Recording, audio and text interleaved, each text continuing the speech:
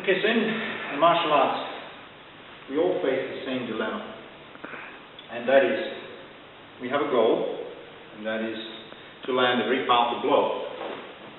The moment you land a powerful blow, you have to have your weight moving into it. The dilemma comes in that the more powerful blow you land, say a classic reverse punch, the more you commit, the more your extension is complete, and the more exposed you are. Because here, there is no retreat. You can't move back.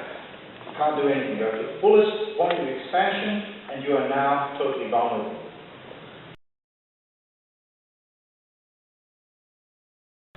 So the internal arts deal with this conundrum, each in their own preferred way. The preferred way of Tai Chi, for example, is to reabsorb. Let's have a look at it from this perspective. Back, fullest extension, back, fullest extension, back, there. Okay. You see it also in the move rush knee.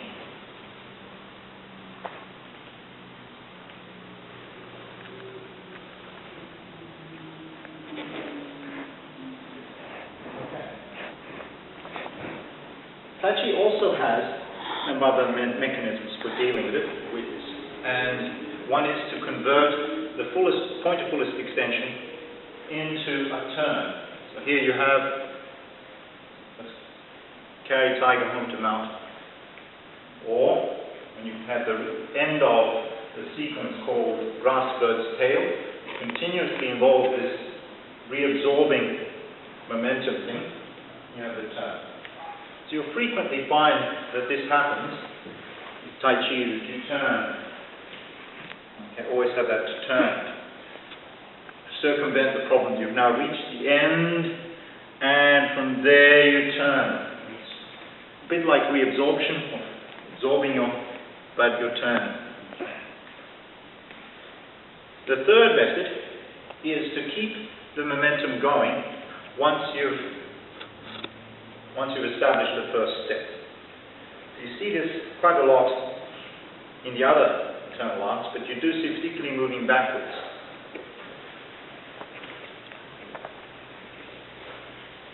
Okay. The reason there is, once you've made your initial step,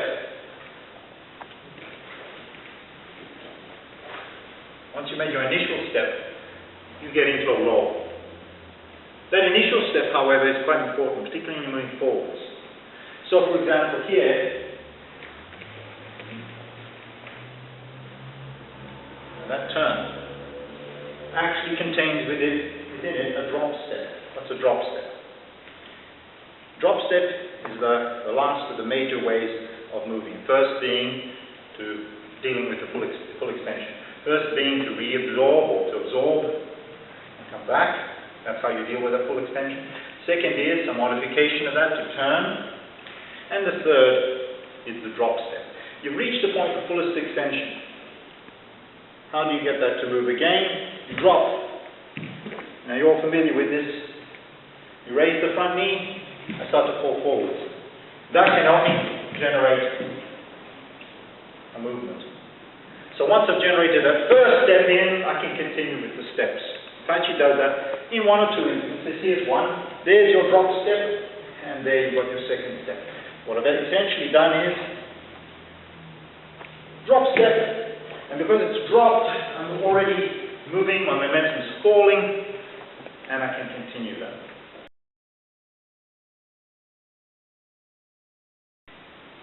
How does Bagua deal with this?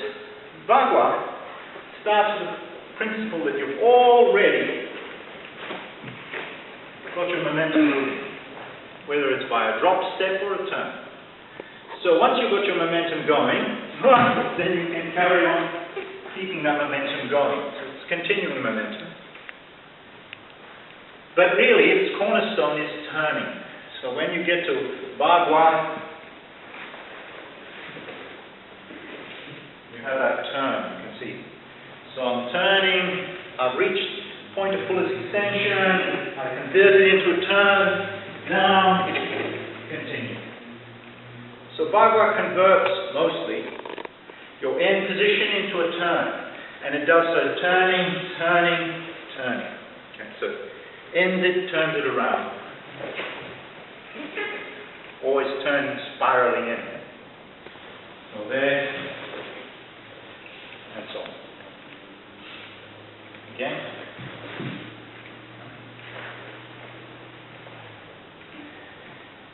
But it also has drop step, frequently.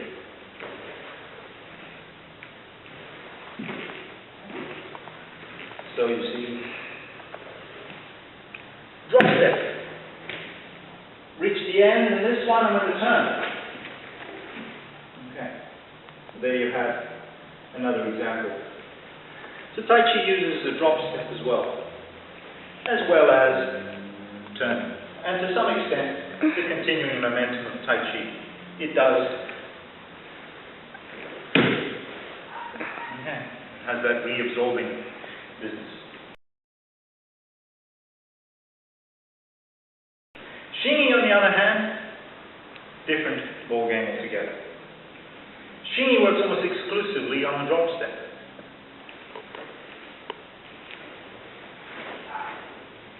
Okay. Drop step. Look the other way. Drop step, carry on. So the drop step drops you into him, and the rest of your momentum.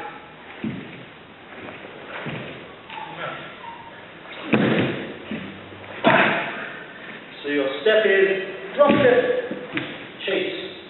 And you can carry on, do as many steps as you like. Xingyi does that. Does Xingyi do turning? Yes, it does. Yeah? Does Xingyi do Tai Chi's reabsorbing? Yes, here and there in the animal forms. But its main focus is the drop step. We've reached the furthest extension, we extend. If you rely so heavily on the drop step like Xingyi does, then another factor comes into play. And that is, you never want to be doing a drop step from here. Punch very high. So, Xingyi does not commit itself this way.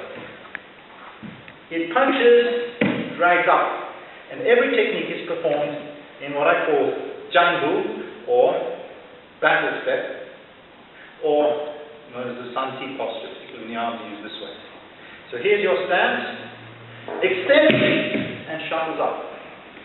Extend, okay. And then extend, and you can take the second step through, and you can continue. Bagua does much the same. It's a mistake to think that Bagua walks like this. Bagua walks with the legs never extended. It extends through, but it doesn't do long step. You're not leaning into it all the time. Your body is just slightly behind. So what's the net product of this Xingyi approach? Is that you must have the front leg and the front arm moving together. Otherwise, your weight's going to be left behind. You need the momentum to be moving into your target, and so you do it with the fall step. You can't do this, because then you're timing with a back leg, your weight's being pulled back again. It's almost a case of bang, bang, but it isn't. It's almost done.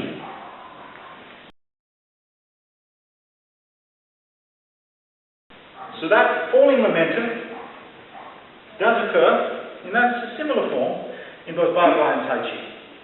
But Xingyi specializes in it. Bagua specializes in turning momentum.